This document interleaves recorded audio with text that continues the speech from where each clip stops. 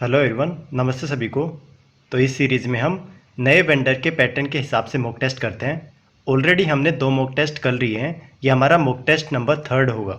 सो इन mock test का target है हमारा कि हम एग्ज़ाम में 45 प्लस स्कोर कर पाएँ। ठीक है। और यहाँ पर एक सजेशन रहेगा, मेरे प्रॉब्लम सोल्व करवाने से पहले आप एक बार उसे ट्राई कर लिया करें। उससे आपको अंदाज़ा लग जाएगा कि किस टॉपिक से आपकी प्रॉब्लम गलत हो रही है एंड किस टॉपिक से आपकी प्रॉब्लम सही हो रही है। ठीक है। उसके बाद में प्रॉब्लम तो है ही, हमारे पास सॉल्यूशन है ही उसका। ठीक है। तो चलो स्टार्ट करते हैं। तो ये हमारी पहली प्रॉब्लम रहेगी, Raman is 3 times as efficient as Manan. ठीक है। तो यहाँ पर 2 पर्सन है मेरे पास, रमन एंड मनन। तो यहाँ पर बोला गया है कि जो रमन की एफिशिएंसी है ना 3 टाइम्स है किसकी, मनन की। तो लेट से मैंने एक एफिशिएंसी मनन की मानी, तो 3 एफिशिएंसी किसकी होगी, रमन की। तो ये इनकी एफिशिएंसी का रेशियो होगा। ठीक है। उसके बाद में क्या बोल रहा है, Raman can complete A work in 60 days less than Manan. In how many days the work will be completed if both of them work together. तब ये बोल रहा है कि जो रमन है ना 60 डेज कम लेता है किससे, मनन से। तो कोई मेरे पास एक वर्क होगा, उसको कंप्लीट करने में ये कुछ टी टाइम लेगा। ठीक है। तो रमन कितना लेगा, टी माइनस का 60, मतलब 60 डेज लेस लेगा किससे, मनन से। तो ये हमारा प्रॉब्लम स्टेटमेंट है इसमें। अब दोनों को मैं एक साथ काम करवाऊँ तो वो कितने दिन के अंदर ये कंप्लीट कर लेंगे, तो ये हमें कैलकुलेट करना है। तो यहाँ पर हम कुछ पॉइंट देखते हैं। तो नोट लिखो यहाँ पर, जो मेरी इफिशियंसी है वो इन्वर्सली प्रोपोर्शनल होती है किसके, टोटल कंप्लीशन टाइम की। ठीक है। हम इसको रियल लाइफ से रिलेट करके भी समझ सकते हैं। फॉर एग्जांपल ऐसे देखो, 2 पर्सन है मेरे पास। ठीक है। एक की एफिशिएंसी कितनी है कि मेरे को टोटल 10 बुक बनानी है, 10 बुक बनानी है। ठीक है। तो एक दिन के अंदर 2 बुक बनाता है एंड एक दिन के अंदर 1 बुक बनाता है। तो इसको टोटल टाइम कितना लगेगा, इसको 5 दिन लगेंगे 10 बुक बनाने में, और इसको 10 दिन लगेंगे। इसका मतलब जिसकी एफिशिएंसी ज़्यादा होगी ना उसको टाइम कम लगेगा। ठीक है।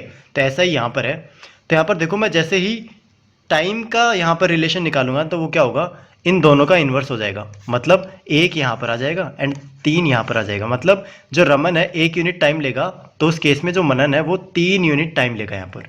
और यहाँ पर हमें प्रॉब्लम स्टेटमेंट के अंदर गिवन है कि दोनों के टाइम का डिफरेंस कितना है, 60 डेज। तो यहाँ पर दोनों का टाइम डिफरेंस कितना हुआ, 2 यूनिट। एंड ये 2 यूनिट ही क्या रिप्रेजेंट कर रही है, इन 60 डेज को। तो यहाँ से 1 यूनिट की वैल्यू कितनी आई, 30 डेज। ठीक है। तो इसका मतलब ये जो रमन है 30 डेज के अंदर काम कंप्लीट कर लेगा। ठीक है। ऐसे ही ये जो मनन है ये 90 डेज के अंदर काम कंप्लीट कर लेगा। तो अब यहाँ से देखो, दोनों को मेरे को एक साथ काम करवाना है यहाँ से। तो दोनों को एक साथ काम कराऊंगा तो मेरे को टाइम कितना लगेगा, तो वो होगा टोटल वर्क अपॉन में टोटल इफिशियंसी। ठीक है। तो टोटल वर्क देखो कैसे कैलकुलेट करेंगे, मैं दोनों के थ्रू टोटल वर्क कैलकुलेट कर सकता हूँ। तो टोटल वर्क क्या होता है मेरे पास, टोटल वर्क होगा टाइम इंटू में इनकी इफिशियंसी।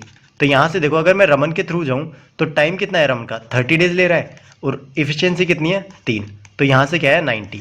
अगर मैं इसके थ्रू जाऊँ, मनन के थ्रू, तो इसमें टाइम कितना ले रहा है, 90 डेज, एंड एफिशिएंसी कितनी है, 1। तो ये भी कितना देगा, 90 वर्क देगा इसका। ठीक है। तो 90 यूनिट वर्क दोनों से कैलकुलेट कर लिया हमने। अब टोटल जो एफिशिएंसी होगी वो कितनी होगी, यहाँ पर देखो इसकी 3 है एंड इसकी 1 है, तो टोटल कितनी होगी, 3 + 1 मतलब 4।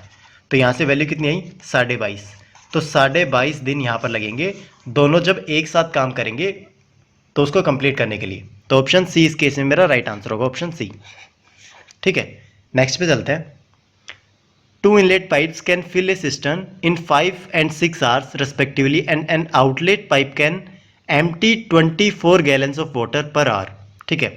All the 3 pipes working together can fill the empty tank in 10 hours. तो हमें बताना है कि जो टैंक है उसकी कैपेसिटी कितनी है। तो टैंक की कैपेसिटी यहाँ पर हमें फाइंड आउट करनी है। ठीक है।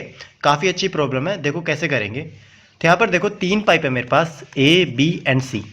ये दोनों की दोनों क्या है, इनलेट पाइप है, एंड ये सी क्या है मेरे पास, आउटलेट पाइप है। तो इनलेट एंड आउटलेट का डिफरेंस क्या होता है यहाँ पर, इनलेट का मतलब होता है यहाँ पर कि वो पानी से भरेगा उस टैंक को। ठीक है। और आउटलेट का मतलब क्या है कि वो पानी उस टैंक से निकालेगा। ठीक है। तो ये इनलेट एंड आउटलेट के अंदर डिफरेंस होता है हमारा। तो यहाँ पर देखो, अब गिवन क्या है मेरे पास, ए कितने टाइम के अंदर कंप्लीट करना है, 5। बी कितने टाइम के अंदर कंप्लीट करता है 6। ठीक है। And A plus B plus में सी, अगर मैं तीनों को एक साथ काम पे लगाऊं तो कितने टाइम के अंदर कंप्लीट करेंगे, 10 आवर्स के अंदर, ठीक है। ये तीनों का अलग अलग तरीके से मेरे पास टाइम गिवन है। तो मैं क्या करता हूँ यहाँ से टोटल कैपेसिटी या फिर टोटल वर्क यूनिट के अंदर फाइंड आउट करता हूँ। तो वो देखो कैसे करेंगे। तो इनका एलसीएम कितना होगा, तो इनका एलसीएम आया मेरे पास 30, ठीक है। 5 से डिवाइड करेंगे तो 6 आया यहाँ से, और यहाँ पर कितना है 5, एंड इसको मैं 30 को 10 से डिवाइड करूँगा तो 3।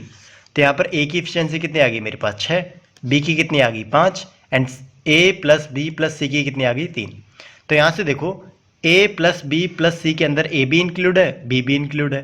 तो मैं क्या करता हूँ, यहाँ से ए प्लस बी प्लस सी की एफिशिएंसी कितनी है मेरी 3। तो यहाँ से ए की वैल्यू पुट करता हूँ, तो ए की कितनी है मेरे पास 6, बी की कितनी है 5, एंड सी की हमें फाइंड आउट करनी है यहाँ से इक्वस टू 3। तो सी की वैल्यू कितनी आएगी 6 + 5 11, 11 उधर जाएगा तो माइनस का 8 आएगा यहाँ से। अब यहाँ पर माइनस जो रिप्रेजेंट कर रहा है वो क्या कर रहा है कि ये एक आउटलेट पाइप है, मतलब पानी को ये बाहर निकालेगा, ठीक है। तो टोटल अगर मेरे पास मान लो टैंक यहाँ पर फुल है, तो उसको एम्प्टी करने के लिए सिर्फ सी ही एम्प्टी करेगा इसको। तो सी कितने टाइम के अंदर एम्प्टी करेगा, तो करेगा ये। तो टोटल वर्क कितना है मेरे पास 30, एंड 1 आवर के अंदर वो कितना खाली करता है 8, तो 30/8। तो इतना टाइम उसको लगेगा खाली करने में कंप्लीट।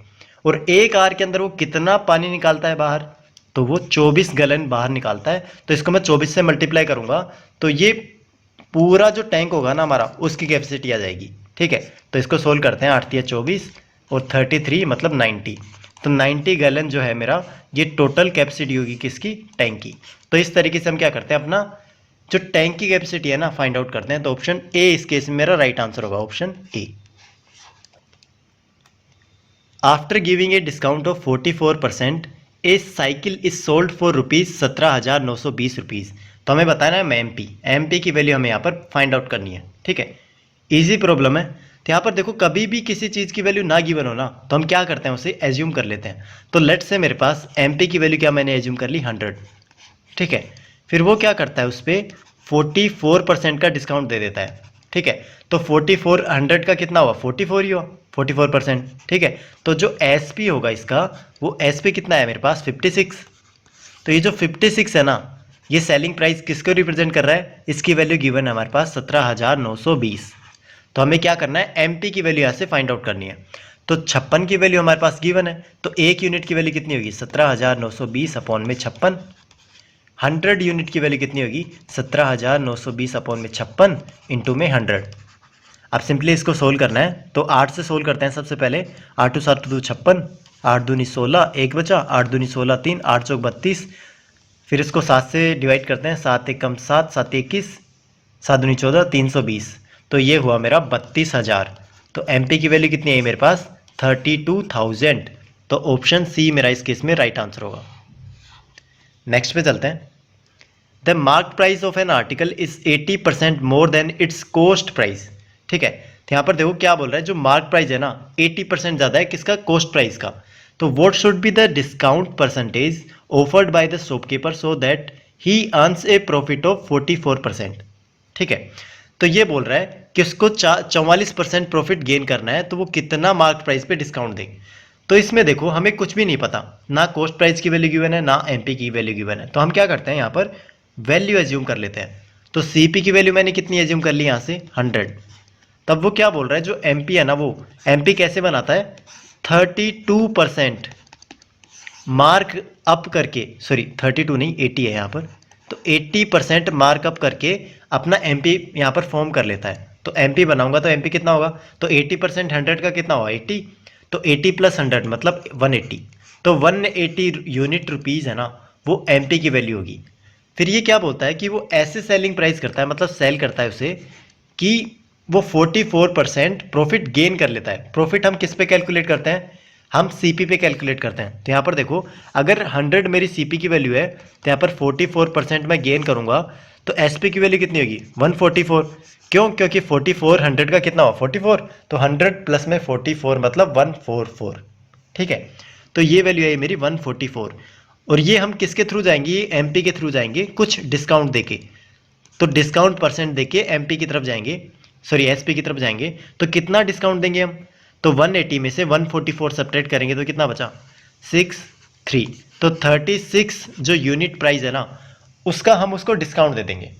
बट हमें यहाँ पर कैलकुलेट क्या करना है, डिस्काउंट परसेंटेज कैलकुलेट करना है। तो डिस्काउंट परसेंटेज कैलकुलेट करने के लिए हम क्या करेंगे जी, कितने का डिस्काउंट दिया 36, किस पर, एमपी पर। एमपी की वैल्यू कितनी है 180, और 100 पे कैलकुलेट करेंगे तो into 100।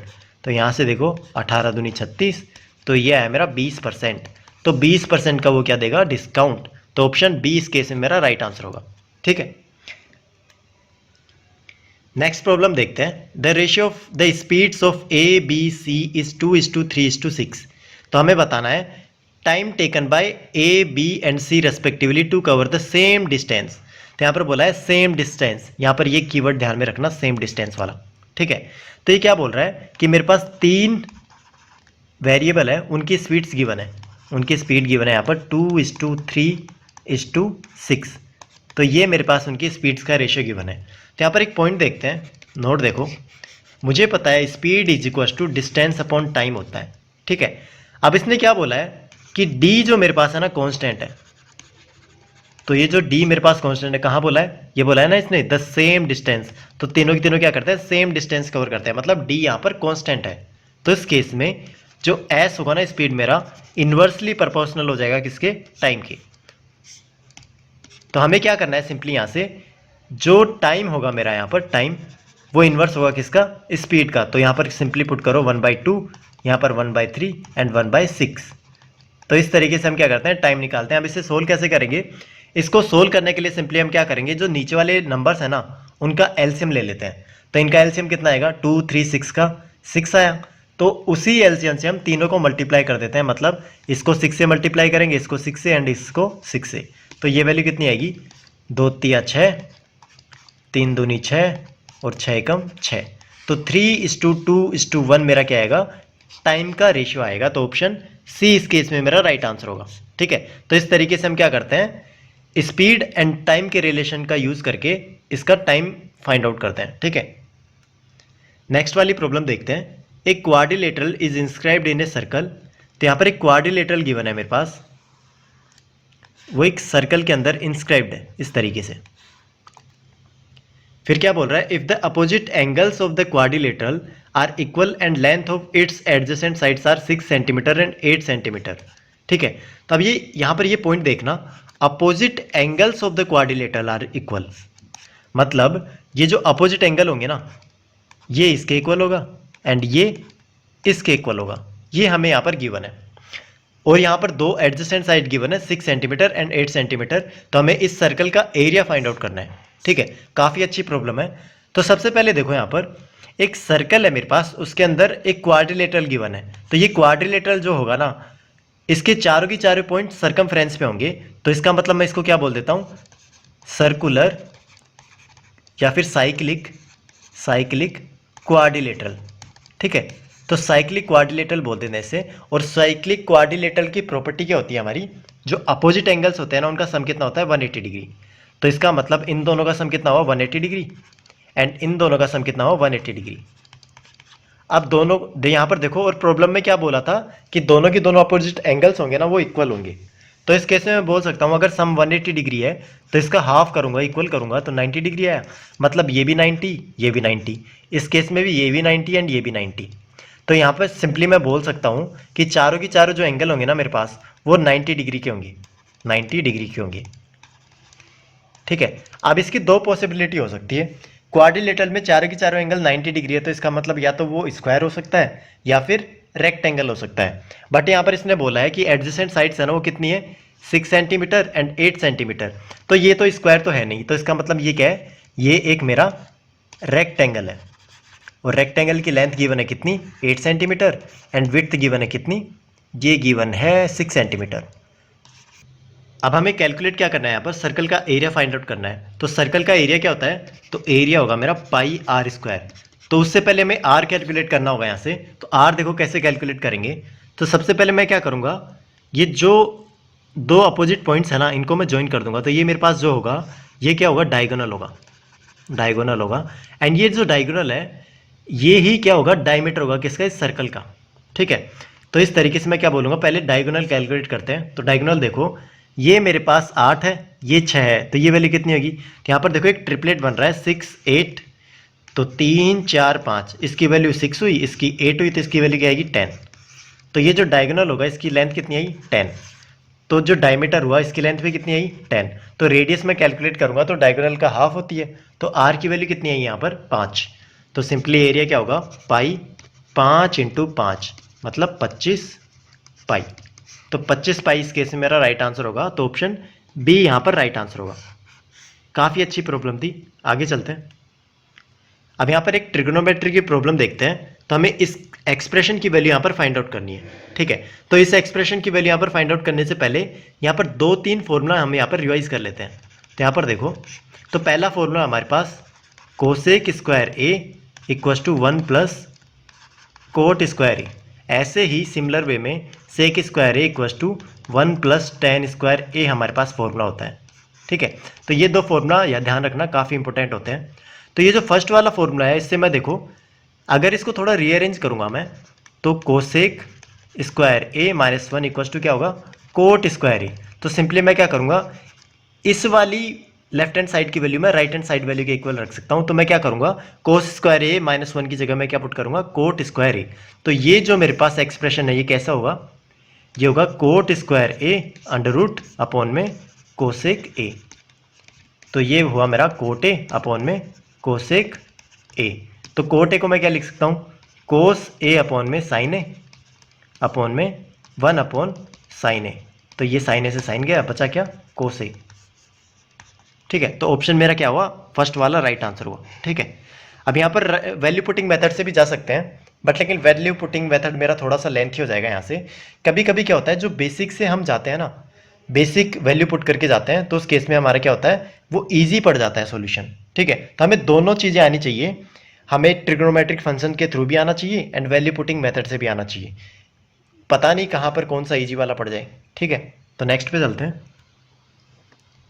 What is the value of sine minus 7 pi by 4। इसकी वैल्यू हमें यहाँ से फाइंड आउट करनी है, काफ़ी अच्छी प्रॉब्लम है। इससे पहले हम थोड़ा सा यहाँ पर कुछ नोट देखते हैं। तो ये मेरे पास 4 क्वाड्रेंट होते हैं, first, second, third and fourth, ठीक है। इसके अंदर सारे के सारे जो ट्रिग्नोमेट्रिक फंक्शंस होते हैं ना वो सारे के सारे क्या होते हैं पॉजिटिव होते हैं। इसके अंदर होता है सेकंड क्वाड्रेंट के अंदर साइन एंड कोसेक, कोसेक ये दोनों पॉजिटिव होते हैं। इसके अंदर tan and cot and fourth वाले के अंदर कोस एंड सेक ये पॉजिटिव होते हैं। तो ये चीज़ें ध्यान में रखना। यहाँ से हम कुछ और चीज़ें डेराइव कर सकते हैं, जो होगा साइन माइनस ए की वैल्यू कितनी होगी साइन ए। ऐसे ही कोसेक माइनस ए की वैल्यू कितनी होगी माइनस आएगा यहाँ पर कोसेक ए। कोस माइनस ए की वैल्यू कितनी होगी कोस ए। ऐसे ही सेक माइनस ए की वैल्यू कितनी होगी सेक ए। एंड टेन माइनस ए की वैल्यू कितनी होगी माइनस का टेन ए। एंड जो मेरा कोट माइनस ए की वैल्यू कितनी होगी माइनस का कोट ए। तो ये 6 फॉर्मूले और होते हैं मेरे पास, ठीक है। तो इन्हीं को यूज़ करके हम क्या करेंगे इस प्रॉब्लम को सोल्व करेंगे। तो साइन माइनस 7 पाई अपॉन 4 इसकी वैल्यू क्या होगी माइनस का साइन 7 पाई बाई 4, ठीक है। अब मैं क्या करता हूँ ये जो ये 7 पाई बाई 4 है ना, इसको मैं देखो कैसे लिखूंगा साइन, ये मैंने क्या किया 2 पाई माइनस का पाई बाई 4। अगर इसकी वैल्यू सोल्व करेंगे तो ये 7 पाई बाई 4 ही आएगा, ठीक है। तो मैंने इस तरीके से लिख लिया। अब यहाँ पर देखो -1 ऐसे कैसे। अब ये साइन वाला देखो कौन से क्वाड्रेंट के अंदर जा रहा है, तो 2 पाई मतलब कौन सी लाइन रिप्रेजेंट करेगी ये वाली, ये है मेरा 2 पाई, क्योंकि पाई बाई 2 ये है, ये पाई, ये 3 पाई बाई 2 एंड ये 2 पाई। तो 2 पाई में से कुछ सपरेट कर रहे हैं, इसका मतलब ये 4th क्वाड्रेंट में आ रहा है। तो ये जो एंगल होगा ना टोटल ओवरऑल ये 4th क्वाड्रेंट के अंदर लाई करेगा। और 4th क्वाड्रेंट के अंदर जो मेरा साइन होता है ना वो नेगेटिव होता है, इसका मतलब यहाँ पर माइनस का साइन आएगा। एंड अब यहाँ पर दो चीज़ें और हैं, ये अगर पाई बाई 2 के ऊपर होगा ना तो मेरा जो साइन है कोस के अंदर कन्वर्ट हो जाएगा, बट ये 2 पाई मतलब n पाई की लाइन पे है, तो इसका मतलब जो साइन मेरा जो ट्रिग्नोमेट्रिक फंक्शन रहेगा ना वो सेम रहेगा। तो इसका मतलब साइन का साइन आएगा यहाँ से, माइनस हमने लगा ही दिया, ठीक है। एंड पाई बाई 4 ऐसे की ऐसे, तो ये माइनस का माइनस कैंसिल। तो साइन बाई पाई बाई 4 की वैल्यू हमें यहाँ पर कैलकुलेट करनी है सिंपली। तो साइन बाई पाई बाई 4 कितना होता है मेरा 45 डिग्री। अब दो चीज़ें और देख लो यहाँ से, दो चीज़ें। पहली देखो रेडियन से डिग्री के अंदर कैसे कैलकुलेट करते हैं, एंड डिग्री से रेडियन के अंदर कैसे कैलकुलेट करते हैं। तो रेडियन से कभी भी डिग्री में कैलकुलेट करेंगे तो हम क्या करेंगे, 180 अपॉन में पाई से मल्टीप्लाई कर देंगे, और इस केस में पाई अपॉन में 180 से मल्टीप्लाई कर देंगे। ठीक है, तो हमारे पास क्या है, डिग्री यहाँ पर गिवन है, तो हम क्या करेंगे, पाई बाई 4 को 180 बाई पाई से मल्टीप्लाई कर देंगे, तो ये कितना है 45 डिग्री। तो साइन 45 डिग्री की वैल्यू यहाँ से कैलकुलेट करनी है हमें, तो ये कितना होगा 1/√2। तो 1/√2 मेरा आंसर होगा। तो ऑप्शन सी इस केस में मेरा राइट आंसर होगा। ठीक है, नेक्स्ट पे चलते हैं। If in a 2 digit number the digit at unit place is y and the digit at tens place is 5y। तो मेरे पास 2 डिजिट का नंबर है, टेंस प्लेस पे क्या है मेरा 5 एंड यूनिट पे क्या है y। तो हमें बताना है कि ये नंबर क्या होगा। सिंपल प्रॉब्लम है, 10 वाला जो प्लेस है उसको हम क्या करते हैं 10 से मल्टीप्लाई करते हैं, एंड जो यूनिट वाला है उसको हम 1 से मल्टीप्लाई करते हैं। तो इस केस में देखो 5 × 10 प्लस में y × 1, तो ये आया मेरा 50 एंड ये आया y। तो 50 + y मेरा क्या होगा, आंसर होगा इस केस में। तो 50 + y मतलब ऑप्शन सी, ऑप्शन सी मेरा इस केस में राइट आंसर होगा। A wholesaler sells a watch to a retailer at a gain of 32%। ठीक है, तो एक होलसेलर है, वो क्या करता है, रिटेलर को बेचता है, और वो कैसे बेचता है 32% का गेन करता है। उसके बाद में क्या करता है, जो रिटेलर है सेल करता है कस्टमर को सेल करता है, और क्या करता है -20% के लॉस पे उसको सेल करता है, मतलब 20% के लॉस पे सेल करता है उसे। ठीक है, और जो सेलिंग प्राइस है कस्टमर के पास जो है उसका प्राइस कितना है 1953.6। तो हमें बताना है कि ये जो होलसेल है ना इसका प्राइस कितना था, इसका सीपी कितना था। तो सबसे पहले हम क्या करेंगे, इस वैल्यू को एज्यूम करके चलते हैं। तो लेट से मेरे पास x, ये जो होलसेलर है ना इसका प्राइस था x। ठीक है, अब इसने क्या किया 32% से अप करके बेच दिया, मतलब 32% का प्रॉफिट इसने कमाया। तो 32% को मैं फ्रैक्शन में लिखूंगा तो 32/100। ठीक है, इसका मतलब 100 उसका अगर सीपी है तो उस केस में 32 उसका क्या है प्रॉफिट। तो सेलिंग प्राइस कितना हो 132, 100 + 32। ठीक है, तो 132 अपॉन में 100 इसकी वैल्यू आएगी किसकी, ये x × 132/100। ये आया मेरा SP किसके केस में, रिटेलर के केस में। अब ये रिटेलर क्या करता है 20% के लॉस पे उसको बेच देता है कस्टमर को, मतलब 20% का लॉस इसने कमाया, तो इसका मतलब वैल्यू कितनी हुई 80% उसकी, तो 80% हुई इसकी वैल्यू।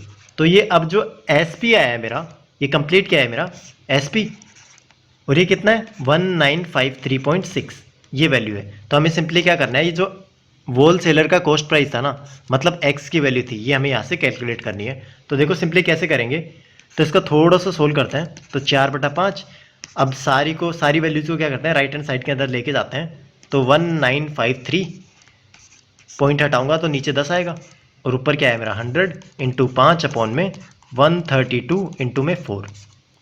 अब यहाँ से कट करके देखते हैं, तो ये आया मेरा 4 से कट करते हैं, तो 4 × 16, फिर 3 आया 4 × 8 32, फिर 3 आया 4 × 8 32, 4 × 16, फिर ये किससे कट रहा है 11 से कट रहा है, 11 × 1 11, 11 दूनी 22। ठीक है, तो 11 × 44, 11 × 44, 11 × 44, 444। तो 444 को मैं 12 से डिवाइड करूँगा, तो 12 × 24 भारतीय 36, भारतीय 36, 8 बता 12 36 84, 84 को मैं क्या करूँगा 12 से डिवाइड करूँगा, 12 × 84 37 आया मेरा, है ना।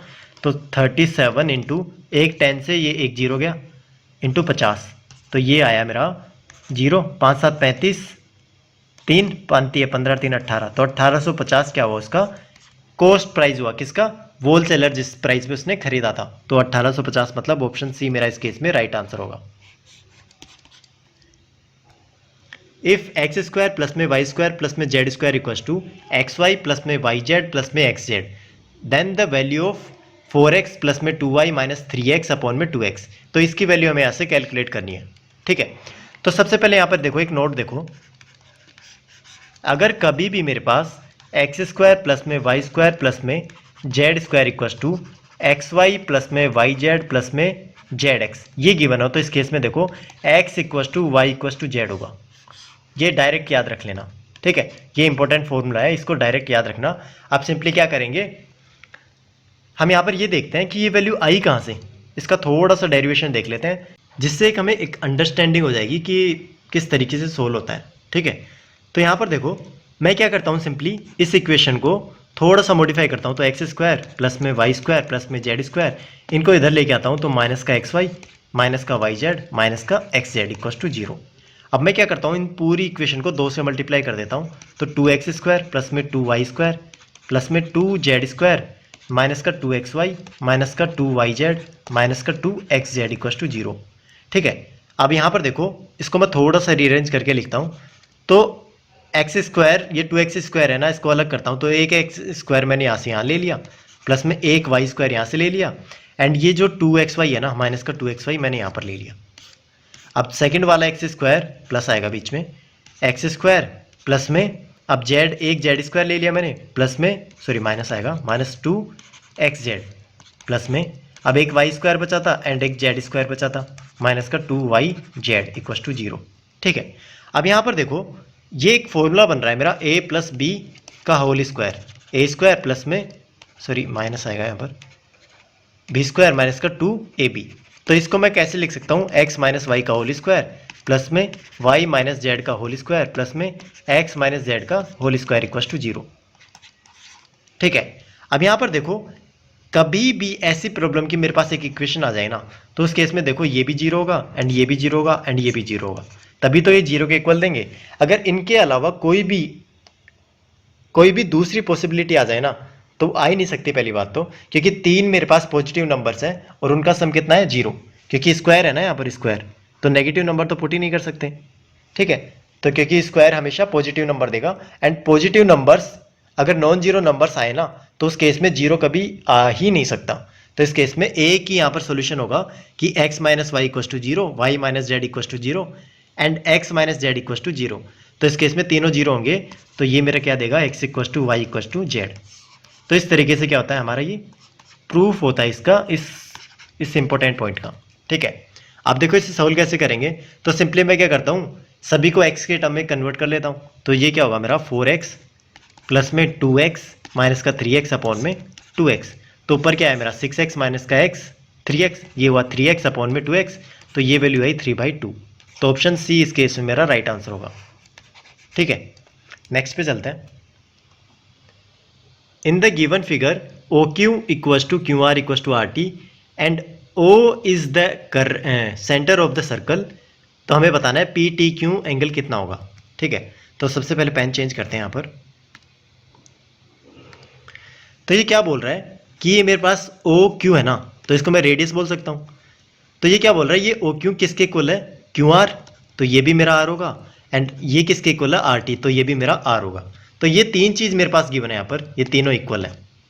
ठीक है, तो मैं यहाँ पर थोड़ा सा कंस्ट्रक्ट करता हूँ यहाँ पर कि ये O पॉइंट है ना, इसको मैं R से ज्वाइन कर लेता हूँ, तो ये भी क्या होगा मेरा रेडियस। क्यों, क्योंकि कभी भी सेंटर पॉइंट को किसी भी सर्कमफ्रेंस पॉइंट पे ज्वाइन करते हैं ना, तो जो डिस्टेंस होती है, वो सेगमेंट जो बनती है ना, वो रेडियस होती है हमेशा, तो ये भी R होगा। तो यहाँ पर देखो ये R एंड ये R, तो इस केस में ये इक्विलेटरल ट्रायंगल होगा, तो ये तीनों एंगल कितने होंगे मेरे पास 60 डिग्री। ठीक है, तो ये 60 डिग्री आ गए मेरे पास। एंड एक चीज़ और देखो यहाँ पर, ये OP भी मेरे पास क्या गिवन है R, तो यहाँ से देखो मेरे पास ये जो ट्रायंगल बना है ना, कौन सा ट्रायंगल, QTP, इसके अंदर देखो ये भी 2R है एंड ये भी 2R है, तो ये एक आइसोस्केलस ट्रायंगल बन गया मेरे पास। तो इसका मतलब ये एंगल एंड ये एंगल, ये वाला एंगल एंड ये वाला एंगल, दोनों की दोनों क्या है, इक्वल है। ठीक है, इसका मतलब लेट्स से ये x है, तो ये भी क्या होगा x, एंड ये एंगल हमने फाइंड आउट कर लिया कितना है 60 डिग्री, तो 2x प्लस में 60 डिग्री किसके इक्वल होना चाहिए 180। तो यहाँ से 2x की वैल्यू कितनी है मेरे पास 120, तो x की वैल्यू कितनी है मेरे पास 60 डिग्री, और यही हमसे पूछा गया था कि PTQ की वैल्यू कितनी होगी, तो ये एंगल होगा मेरा 60 डिग्री। तो ऑप्शन बी इस केस में मेरा राइट आंसर होगा। काफ़ी अच्छी प्रॉब्लम थी ये, आगे चलते हैं। तो यहाँ पर बोल रहा है ABC is a right angle triangle at A perpendicular AD is drawn on the hypotenuse BC if BC equals to 8 AD equals to 3। तो हमें बताना है AB इंटू AC की वैल्यू यहाँ पर बतानी है। ठीक है, तो यहाँ पर देखो एक ट्राइंगल है मेरे पास, राइट एंगल ट्राइंगल, और A पे मेरा राइट एंगल ट्राइंगल है, ये BC।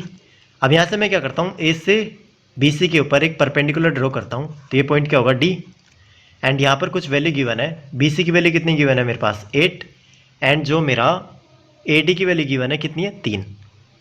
तो अब हमें बताना है कि ये जो ए बी इंटू ए सी है ना, इसकी वैल्यू क्या होगी। तो इसके दो मेथड है मेरे पास। पहला मेथड मैं बेसिक से जाऊंगा, एंड सेकंड मेथड मेरा, मैं कुछ फॉर्मूलाज बताऊंगा, वो काफ़ी इंपॉर्टेंट फॉर्मूला है, उनको ही याद करना है। बेसिकली हमारा मेथड 2 ही यहाँ पर इंपॉर्टेंट है, बट बेसिक से भी देख लेते हैं, ठीक है। तो यहाँ पर देखो एक ट्राइंगल है मेरे पास ए बी सी, इसका एरिया मैं दो तरीके से फाइंड आउट करता हूँ, ठीक है। और दोनों का एरिया सेम ही होगा, क्यों? क्योंकि ट्राइंगल तो एक ही है मेरे पास, ठीक है। तो पहला एरिया देखो, हाफ इंटू बेस क्या है मेरे पास, ए बी, एंड हाइट कितना है मेरा, ए सी।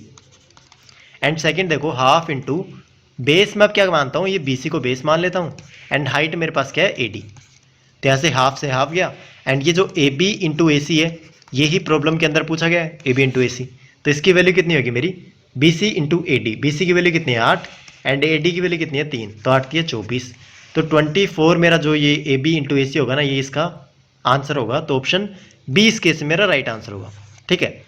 अब यहाँ पर हम क्या करते हैं, मेथड 2 देखते हैं। तो इसके 3 फॉर्मूलाज है मेरे पास, काफ़ी इंपॉर्टेंट फॉर्मूला है, उनको ध्यान से देखना, उनको याद भी करना है आपको, ठीक है। तो पहला फॉर्मूला तो यही हो गया कि A B into A C, A B into A C equals to, ये जो मेरे पास परपेंडिकुलर है ए डी, इंटू में हाइपोटेनियस है जो मेरा बी सी।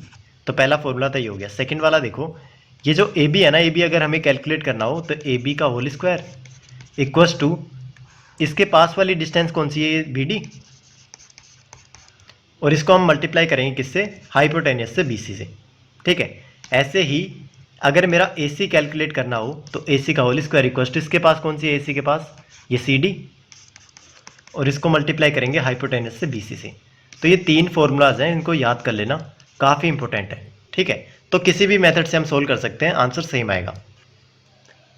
नेक्स्ट प्रॉब्लम बोल रही है हमारी, a fruit seller bought 240 bananas at the rate of ₹48 per dozen, ठीक है। तो 240 टोटल बनानास कितने हैं मेरे, 240, और उनको किस रेट से खरीदता है वो, 48 रुपीज़ पर डजन। एक डजन के अंदर कितने बनानास आते हैं मेरे, 12 बनानास आते हैं। तो एक बनाना का प्राइस कितना होगा, 48/12, ठीक है। तो ये हुआ 12 चौक 48, 4 रुपये, ठीक है। तो जो 240 बनानाज है उनका प्राइस कितना होगा, 240 इंटू 4, तो ये हुआ 0, 4 चौक 16, 1, 4 दूनी 8, 1 9, तो 960 रुपीज़ टोटल जो मेरे पास बनानाज है ना 240, उनका प्राइस होगा। तो इतना तो उसने इन्वेस्टमेंट कर दिया। आप देखो सेलिंग प्राइस का देखते हैं, सेलिंग प्राइस का। तो सेलिंग प्राइस में वो क्या करता है, he sells half of them at the rate of 5 rupees per banana, ठीक है। तो हाफ कितने होंगे 240 के, 120, तो 120 को वो 5 रुपीज़ पर बनानास पे बेचता है, तो 12.60 मतलब 600। तो 600 रुपीज़ का तो उसने यहाँ पर बेच दिया। फिर क्या बोलता है, उसके बाद में जो बचे हुए हैं ना, बचे हुए कितने हैं मेरे पास, 120 बच गए, 120 मैंने यहाँ पर बेच दिए, तो 240 में से 120 गया, कितना बचा, 120, ठीक है। तो उसमें से 1/6 तो खराब हो गए, एंड जो बाकी के जो बचे हैं ना, उनको वो इस तरीके से बेचता है कि 25% का उसको ओवरऑल प्रॉफिट हो जाए एंटायर इन्वेस्टमेंट पे, ठीक है। तो बाकी सबसे पहले बचे वो निकालते हैं, तो 5/6 होगा इसका, तो 6 दूनी 12, 5 दूनी 10 मतलब 100 बनानाज उसके पास बचे हैं अब, ठीक है।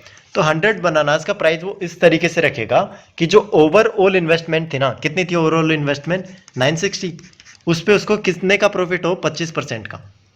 तो 25% की फ्रैक्शन लिखूंगा, तो ये 1/4, तो 5/4 होना चाहिए। मतलब सेलिंग प्राइस मेरा अगर 5 होगा तो उस केस में कॉस्ट प्राइस कितना होगा, 4। तो इसको मैं 5/4 से मल्टीप्लाई करूंगा, तो ये टोटल मेरे पास कितना आएगा, ये आएगा 120, 12.60, 1200, 24 आएगा यहाँ पर, ठीक है। तो ये है मेरा 1200। तो 1200 रुपये उसको उसके पास सेलिंग प्राइस आना चाहिए टोटल, जिसमें से 600 तो उसने पर बनाना 5 रुपये का बेचा है, ठीक है, इतने का उसने कमा लिया 600 रुपये, तो बचे कितने, 600 रुपये। अब वो क्या करेगा, 100 का प्राइस इस तरीके से रखेगा किसको 600 रुपये मिल जाए। तो लेट से प्राइस एक्स मान लेता हूँ, तो एक्स की वैल्यू कितनी होगी, 600/100, तो मतलब 6। तो 6 रुपीज़ वो जो रिमेनिंग बनानास थे ना, पर बनाना का प्राइस कितना रखेगा, 6 रुपये। तो इस केस में मेरा आंसर क्या होगा, ऑप्शन बी, ठीक है। तो ऑप्शन बी मतलब अब वो 6 रुपये का उसे प्राइस रखना पड़ेगा। नेक्स्ट पे चलते हैं। The price of cooking oil has increased by 25%, the percentage of reduction that a family should effect in the use of cooking oil so as not to increase the expenditure on the account is. तो यहाँ पर काफ़ी अच्छी problem है। तो problem बोल क्या रही है यहाँ पर कि कुकिंग ऑयल का प्राइस है ना, प्राइस, तो लेट्स से ये इनिशियल वैल्यू है एंड ये फाइनल वैल्यू है। तो प्राइस है ना, प्राइस वो कितने से इंक्रीज होता है, 25% से। तो 25% की फ्रैक्शन कितनी होगी, 1/4। ठीक है, अगर इनिशियली मेरे पास 4 था ना, तब इन एक इंक्रीज हो गया, कितना हो जाएगा, 5। तो 4 से 5 मेरा प्राइस इंक्रीज हो गया। अब वो क्या बोल रहे हैं कि जो अमाउंट यूज़ कर रहे हैं ना, वो अमाउंट यूज़ कर रहे हैं उसमें मेरे को कुछ रिडक्शन करना है, यहाँ पर कुछ रिडक्शन करना है, जिससे कि जो मेरा जो एक्सपेंडिचर था ना वो सेम रहे, मतलब वो डिफ्लेक्ट ना हो। ठीक है, मतलब जितने रुपए पहले खर्च कर रहे थे उतने ही उसे करने हैं। तो इसका मतलब देखो यहाँ पर कुछ पॉइंट देखते हैं। एक्सपेंडिचर की वैल्यू क्या होगी मेरे पास, एक्सपेंडिचर की वैल्यू होगी प्राइस इनटू जो अमाउंट है मेरे पास। तो ये उसने कांस्टेंट रखने को बोला है, तो ये उसने कांस्टेंट रखने को बोला है। तो इसका मतलब ये कांस्टेंट के इक्वल है। तो अगर मैं प्राइस में कुछ छेड़ करूंगा ना, तो ए में मेरा कुछ चेंज आएगा। तो इसका मतलब मैं बोल सकता हूं कि प्राइस मेरा इन्वर्सली प्रोपोर्शनल है किसके, अमाउंट के। मतलब अगर मैं प्राइस यहां पर बढ़ाता हूं कुछ, तो मेरे को अमाउंट कम करनी पड़ेगी। ठीक है, तो इसका मतलब इसका मेरा इन्वर्स हो जाएगा, मतलब ये 5 आएगा तो ये 4 आएगा। मतलब कितने यूनिट से उसने डिक्रीज किया अमाउंट के अंदर, 1 यूनिट से। इस 1 यूनिट का ही हमें परसेंटेज निकालना है यहाँ पर। तो 1 यूनिट उसने रिडक्शन किया, कितने पे से, 5 से। तो इसका परसेंटेज निकालूंगा तो माइनस का 20% आया मेरा, मतलब 20% उसको रिडक्शन करना पड़ेगा अमाउंट के अंदर। तो ऑप्शन बी इस केस में मेरा राइट आंसर होगा, ऑप्शन बी। काफ़ी अच्छी प्रॉब्लम थी। If x equals to r cos theta cos phi, y equals to r cos theta sine phi and z equals to r sine theta. तो हमें बताना है एक्स स्क्वायर प्लस में y square plus में z square की value क्या होगी। ठीक है, तो सिंपली हम क्या करते हैं, इस एक्सप्रेशन के अंदर वैल्यू पुट करते हैं। तो ये हुआ R square cos square theta और ये हुआ कोस स्क्वायर फाई प्लस में R square cos square theta, ये हुआ साइन स्क्वायर फाई प्लस में आर स्क्वायर और कितना है, साइन स्क्वायर थीटा।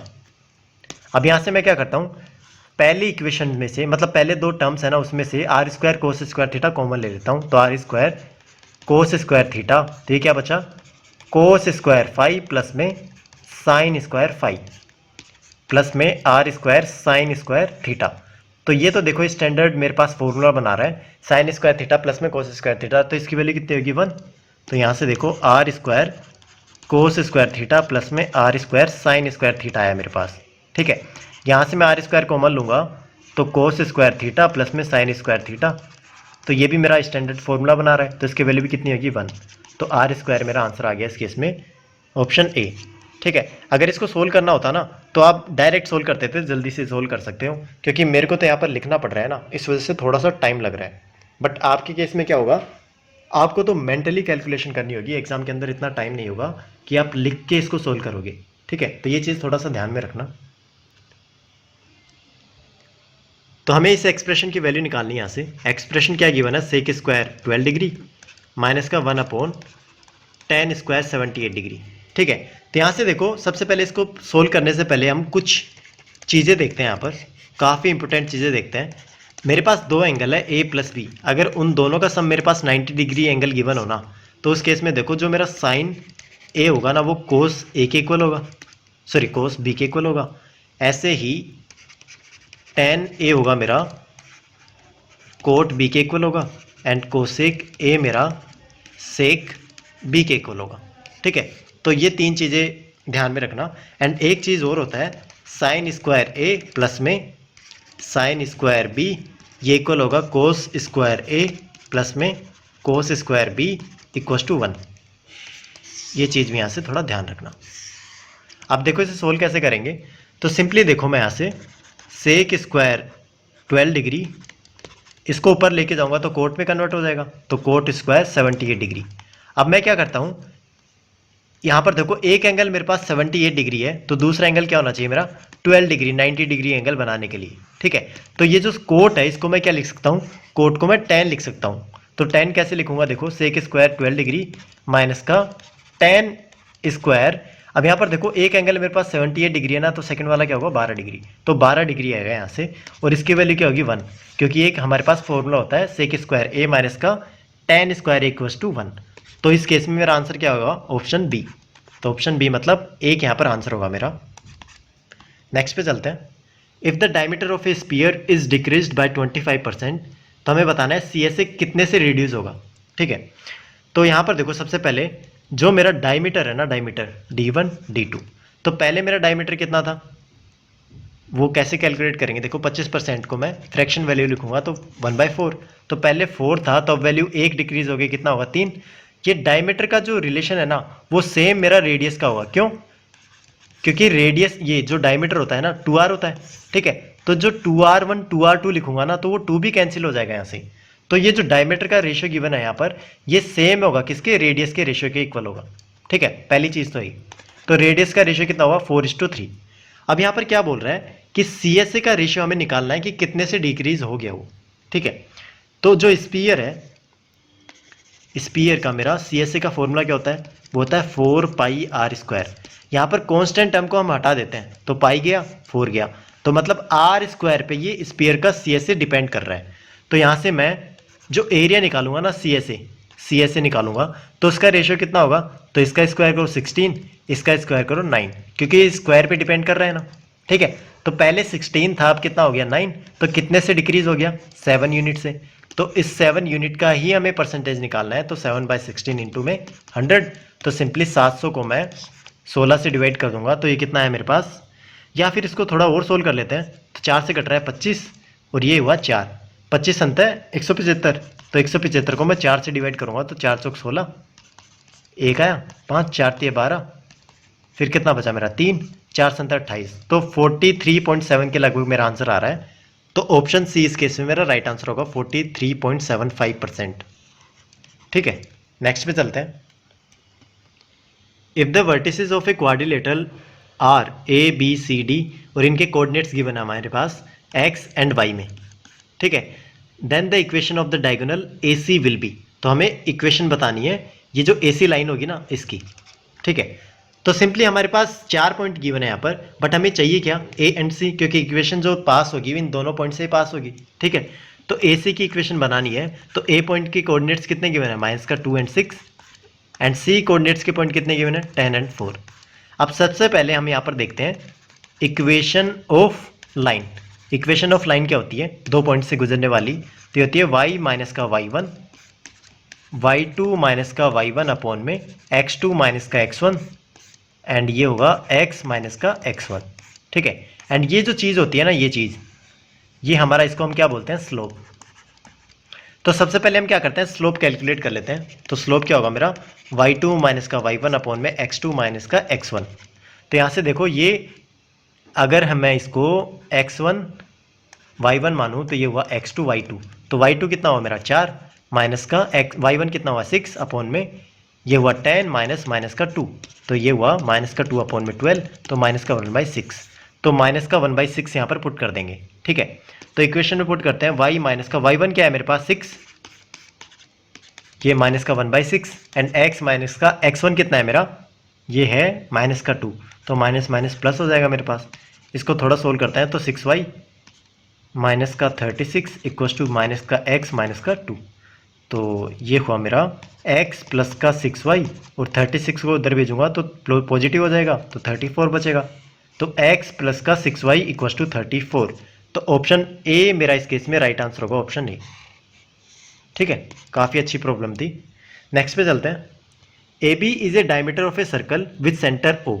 तो यहाँ पर बोल रहा है कि एक सर्कल गिवन है मेरे पास, एंड उसका डायमीटर कितना गिवन है? ए बी, ये ओ।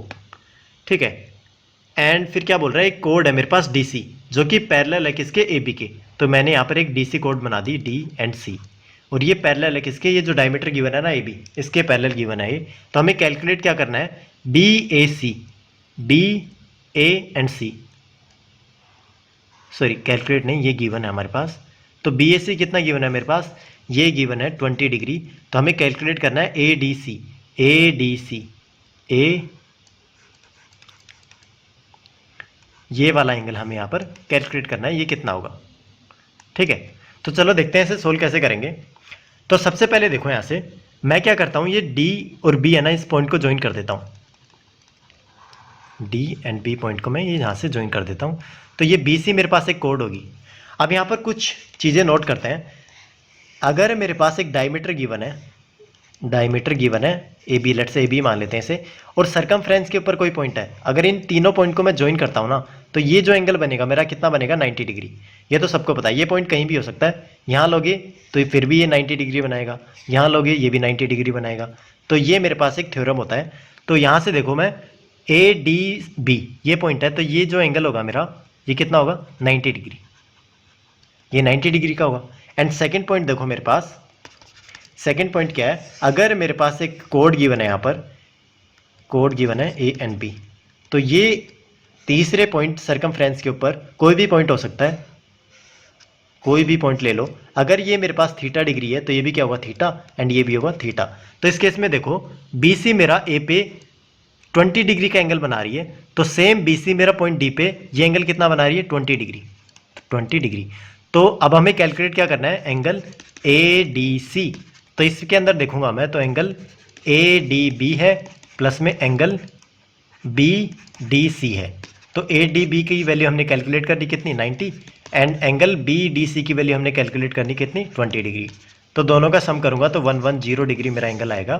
तो इस केस में राइट आंसर क्या होगा, ऑप्शन सेकेंड। तो ऑप्शन सेकेंड इस केस में मेरा राइट आंसर होगा। What is the value of tan 5 pi by 6 and sin 7 pi by 6। तो अभी हमने ऐसी प्रॉब्लम एक सोल्व करी थी, तो देखते हैं इसे कैसे करेंगे। तो tan 5 पाई बाई 6 प्लस में, सॉरी प्लस नहीं है, मल्टीप्लीकेशन है, sin 7 पाई बाई 6। तो इसको मैं कैसे लिख सकता हूँ, तो tan पाई माइनस का पाई बाई 6, और इसको मैं कैसे लिख सकता हूँ, 7 पाई प्लस में पाई बाई 6। ठीक है। अब यहाँ पर देखो क्वाड्रेंट है मेरा 4 है, ये है मेरा पाई बाई 2, ये है पाई, ये 3 पाई बाई 2 एंड ये है 2 पाई। अब हमें पता है पाई में से मैं कुछ सेपरेट कर रहा हूँ यहाँ पर, तो ये सेकंड क्वाड्रेंट आएगा, और सेकंड क्वाड्रेंट के अंदर सिर्फ साइन एंड कोसेक ही पॉजिटिव होता है। तो इसका मतलब जो tan है मेरा ये नेगेटिव होगा। तो सबसे पहले तो नेगेटिव साइन आएगा। अब यहाँ पर देखो ये tan को कोड के अंदर चेंज करना है या नहीं। अब ये देखो एक्स एक्सिस पे है, ये पाई वाली लाइन एक्स एक्सिस पे है, इसका मतलब ये चेंज नहीं होगा। तो इसका मतलब क्या हुआ, tan में ही रहेगा, एंड पाई बाई 6 ऐसे कैसे आ जाएगा। ठीक है। अब साइन का देखते हैं, sine pi plus pi by 6। अब ये पाई वाली लाइन है, पाई बाई 6 मतलब कुछ ऐड कर रहे हैं, तो इसका मतलब ये थर्ड क्वाड्रेंट में आएगा, एंड थर्ड क्वाड्रेंट में tan एंड कोट ही पॉजिटिव होते हैं, इसका मतलब साइन नेगेटिव होगा। तो इस केस में नेगेटिव साइन आ जाएगा यहाँ पर। तो अब देखो चेंज करना है या नहीं। अब ये पाई वाली लाइन है तो चेंज नहीं करना, तो इसका मतलब साइन पाई बाई 6। तो नेगेटिव से नेगेटिव गया, तो इसका मतलब tan pi by 6 and sine pi by 6। अब ये पाई बाई 6 कितना एंगल होता है, तो इसको मैंने देखा था कि 180 बाई पाई से मल्टीप्लाई कर देंगे तो ये हुआ 30 डिग्री। तो वैल्यू किसकी कैलकुलेट करनी है, tan 30 degree into sine 30 degree. तो इसकी वैल्यू कितनी होती है, 1/√3, एंड साइन 30 की वैल्यू कितनी होती है, 1/2। तो 1/2√3 मेरा आंसर आएगा। तो 1/2√3 मतलब ऑप्शन सी इस केस में मेरा राइट आंसर होगा। काफ़ी अच्छी प्रॉब्लम थी। अब यहाँ पर देखो कुछ DI रिलेटेड प्रॉब्लम करते हैं यहाँ पर। तो यहाँ पर देखो हमारे पास गेम्स गिवन है, एंड ये स्कूल्स गिवन है ABCDE, इनसे पार्टिसिपेशन गिवन है स्टूडेंट्स का। ठीक है। तो ये डेटा हमारे पास गिवन है। तो पूछ क्या रहा है, the difference between the total number of students playing basketball from all the schools and the total number of students playing cricket from all the schools. मतलब बास्केटबॉल एंड सेकंड क्या है मेरा, क्रिकेट। इन स्टूडेंट्स का मेरे को difference find out करना है यहाँ पर। ठीक है। अब यहाँ से दो तरीके से मैं सोल्व कर सकता हूँ। तो पहला तो क्या है, मैं इन सभी का सम कैलकुलेट कर लूँ, उसके बाद में इन दोनों का डिफरेंस कैलकुलेट कर लूँ। बट वो मेथड हमारा सही तो है, बट लेकिन वो लेंथी हो जाएगा थोड़ा सा। तो हम क्या करेंगे, वैसे सोल्व नहीं करेंगे। इसका काफ़ी अच्छा है सोल्व करने का तरीका एक, वो क्या है, मैं क्या करता हूँ, हर स्कूल से मैं डिफरेंस कैलकुलेट करता चला जाऊँ। ठीक है। मतलब कहने का मतलब क्या है कि मैं मानता हूँ कि बास्केटबॉल को मैं पॉजिटिव लेता हूँ, एंड इसमें से मैं क्या करूँगा, क्रिकेट वाला सब्ट्रैक्ट करूँगा। तो देखो, तो सबसे पहले ए स्कूल का कितना है मेरे पास, तो 200 में से 50 गया, 150 गया, 50। बी स्कूल्स का देखते हैं, तो 195 में से 200 गया, कितना बचा, माइनस का 5। सी का देखते हैं, 245 में से 250 गया, माइनस का 5 बचा। डी का देखते हैं, तो डी का 200 में से 230 गया, माइनस का 30। एंड ई का देखते हैं, 225 में से 200 गया 25, ठीक है। तो ये मेरे पास इनका डिफरेंस आ गया। अब सिंपली क्या करना है, इनको एडिट करना है। तो सिंपली 50 + 25 कितना हुआ 75, इसमें से क्या सब्ट्रैक्ट करूँगा माइनस वाले, मतलब 40, तो ये हुआ 35। तो 35 इनका डिफरेंस आएगा मेरा, ऑप्शन बी। अब देखो कितनी ईजी तरीके से ये सोल्व हो गया। अगर हम वैसे करते इनका सम करते, पहले इनका सम करते, फिर वो नंबर बड़ा हो जाता, फिर उनका डिफरेंस कैलकुलेट करते, तो टाइम लग जाता उसमें, ठीक है। तो ये छोटे छोटे तरीके हैं ना, हमारा एग्जाम में टाइम बचाते हैं। तो कभी भी ऐसी वाली प्रॉब्लम आए तो इस तरीके से ही जाना, ठीक है। नेक्स्ट वाला देखते हैं। सेम टेबल मेरे पास गिवन है यहाँ से, the number of students playing football from school C. तो स्कूल सी है मेरा, उसमें फुटबॉल कितने खेल रहे हैं 175, तो 175 सी से फुटबॉल खेल रहे हैं। Is X% of the total number of students playing football. अब total number of students playing football मतलब टोटल फुटबॉल कितने खेल रहे हैं, इतने वाले, ये सारे की सारे। तो हमें x की वैल्यू यहाँ पर कैलकुलेट करनी है। मतलब कहने का मतलब क्या है कि सी स्कूल से जितने लोग फुटबॉल खेल रहे हैं ना, वो कितना % है टोटल फुटबॉलर्स के, ठीक है। तो इस केस में हमें टोटल निकालना पड़ेगा।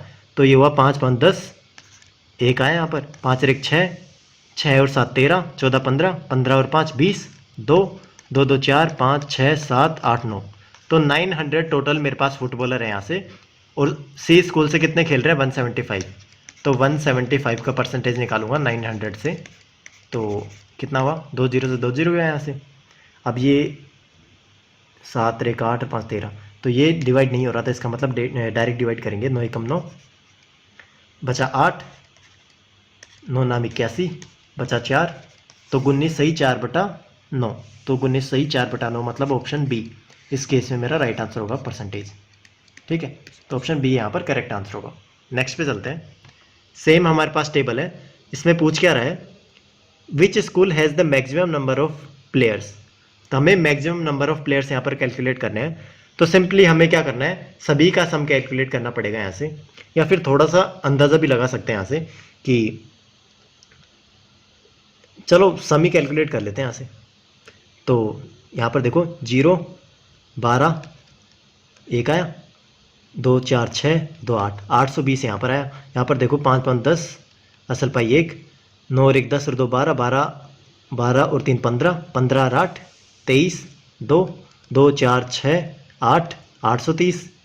यहाँ पर 5 10 एक आया, 5 और 1 6, 7 और 6 13, 13 और 4 17, 17 और 6 17 और 6 23, 23 और 5 28, 2 2 और 2 4, 1 5 6 7 8। यहाँ पर देखो 0 3 3 6 1 3 6 3 6 और 4 10 10 आएगा ना, असल पाई 1 2 और 1 3 4 5 6 7 700 ही आया यहाँ पर। अब यहाँ पर देखो 5 5 10 5 15 5, असल पाई 1 5 और 1 6 6 और 2 8 8 और 6 14 14 और 6 20 2 2 2 4 2 3 6 2 4 8 1 9 905। तो इन सभी में डेटा देखेंगे तो सबसे ज़्यादा किसका है, ई का। तो इस केस में मेरा आंसर क्या होगा, ऑप्शन 4 ई, ठीक है। तो ऐसी वाली प्रॉब्लम के अंदर कैलकुलेशन मैटर करती है। तो जिसकी कैलकुलेशन स्पीड ज़्यादा होगी वो आराम से इसे जल्दी सोल्व कर लेगा, एंड जिसकी कम होगी ना उसको थोड़ा सा टाइम लग जाएगा यहाँ पर। बट लेकिन इसका मेथड यही है कि सम सभी का कैलकुलेट करना होगा, या फिर हम कुछ चीज़ें भी देख सकते हैं कि बड़े बड़े नंबर किस में, वो फिर अंदाज़ा लगाना पड़ेगा, ठीक है। उस केस में गलत भी हो सकता है, तो हम इनका एडिशन ही निकाल लें, वही सही मेथड है यहाँ पर, ठीक है। अब आज की लास्ट प्रॉब्लम देखते हैं। टेबल सेम है हमारे पास, the number of students playing badminton from school E is X% of the students playing badminton from school B. तो हमें ये X% यहाँ पर कैलकुलेट करना है। तो ये सिमिलर प्रॉब्लम हो गई 23rd के सिमिलर वाली, ठीक है। तो आप इसे सोल्व कर सकते हो आराम से। तो इसका सोल्यूशन आप कमेंट में भी बता सकते हो। तो आज के लिए इतना ही। आई होप आपको मज़ा आया होगा। अगर कोई सजेशन वगैरह या फिर कुछ नया कंटेंट लाना हो या फिर कोई टॉपिक वगैरह डिस्कस करना हो तो आप हमारे टेलीग्राम चैनल पे बता सकते हैं, या फिर यहाँ पर कमेंट डाउन करके भी बता सकते हैं। गुड अप्रिशिएशन होगा। So thank you.